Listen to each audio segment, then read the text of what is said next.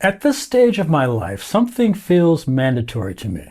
As a Black American, I don't feel like I get to stay uninformed anymore. Not casually uninformed, not headline informed either. Africa isn't a vibe or a trend to me. It's a continent with real movements happening in real time. So my job right now is to learn, listen, and then speak very carefully.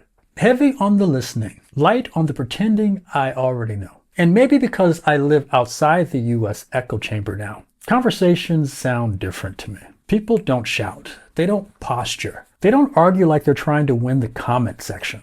When Africa struggles, everyone exhales. The stereotypes clock in early.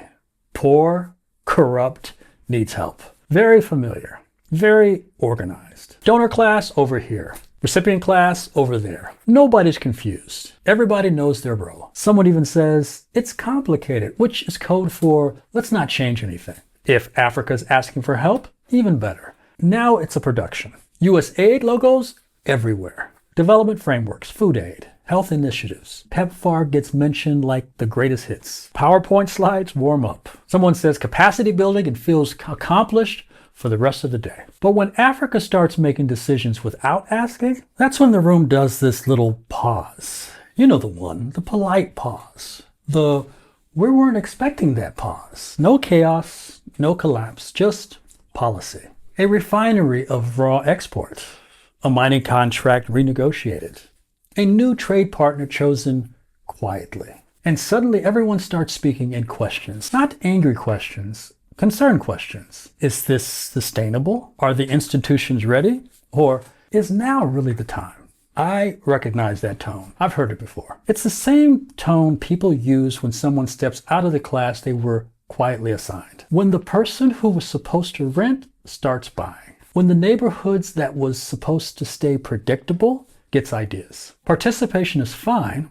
Ownership makes people a little uncomfortable. Now here's where it gets funny. At the same time Africa is being warned about the dangers of independence, US funding to poor countries, including African nations, gets paused, reduced, and or even put under review. US aid budgets tighten, development funds freeze, food assistance scales back, even programs like PEPFAR start living in that weird space called we'll see. So let me make sure I understand the logic here.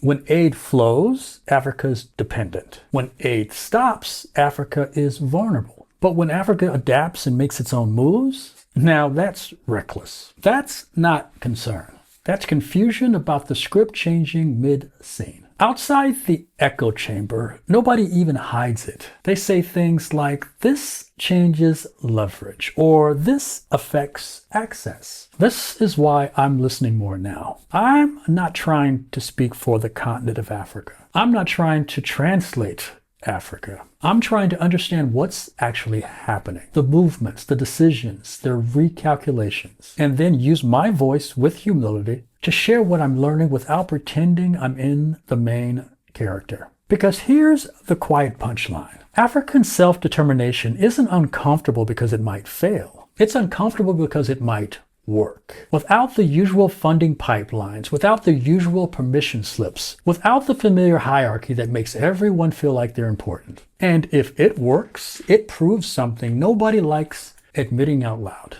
That dependence wasn't destiny. That hierarchy wasn't natural. That Africa was never supposed to choose, just participate. So when Africa stops asking and the room suddenly clears its throat, don't mistake that for concern. That's just the system realizing the meeting agenda changed, and they didn't get to write it this time.